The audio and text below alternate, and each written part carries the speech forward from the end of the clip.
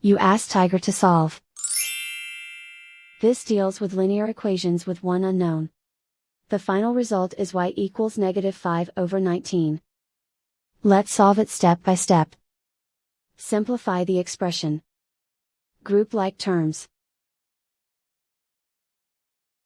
Simplify the arithmetic. Group all constants on the right side of the equation.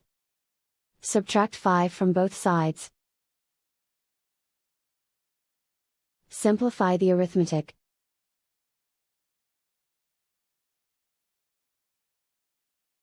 Isolate the y.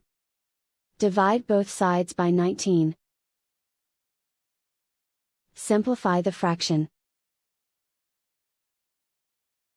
And so the final result is y equals -5/19.